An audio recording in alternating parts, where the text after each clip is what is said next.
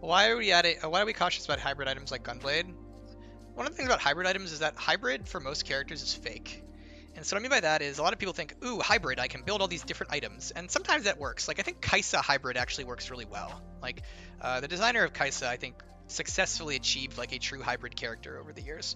But a lot of hybrid characters are like fake. And what I mean by that is like, they're not actually hybrid, they just find the items that do the most damage. So as an example, Katarina is somewhat of a fake hybrid.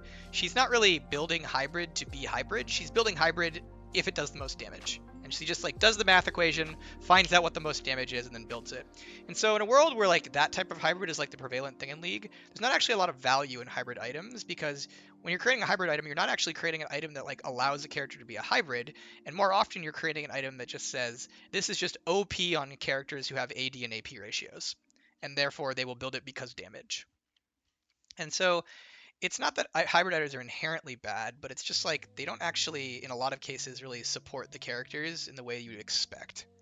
That said, I don't think they're like bad to have. I think Ginsu's Rageblade is a cool item. I'm glad we changed it back.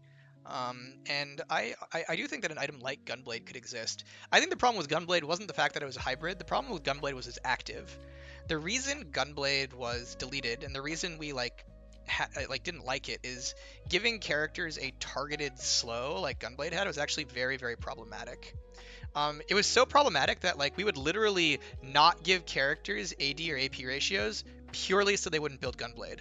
Like it was basically guaranteed that if you were making a rework or a new champion, if you tried to get them hybrid ratios, the immediate feedback you would get was you can't do this because if you do this, they'll build Gunblade and that's not okay.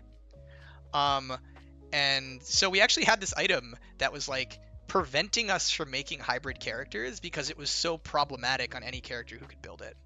And so like the reason Mordekaiser doesn't have any AD ratios anymore was Gunblade. We didn't want him building Gunblade.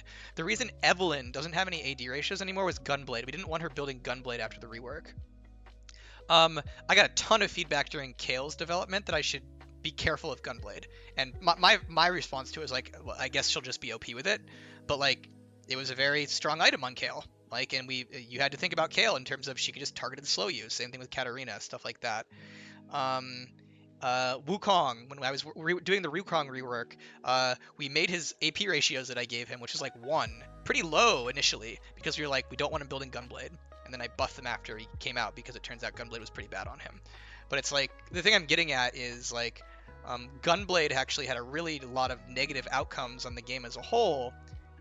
And I think a lot of it wasn't actually the fact that it was hybrid, it was the fact that it had that targeted slow, and that targeted slow is like fairly messed up in terms of what it did to champion patterns. So I wonder if there's a version of Gunblade that's hybrid, has the Omnivamp, and if it has an active that's maybe less about a targeted slow and more about something else, like maybe that works. But yeah, I think like as an example, Ginsu's Rageblade's a really cool hybrid item. Makes a lot of sense.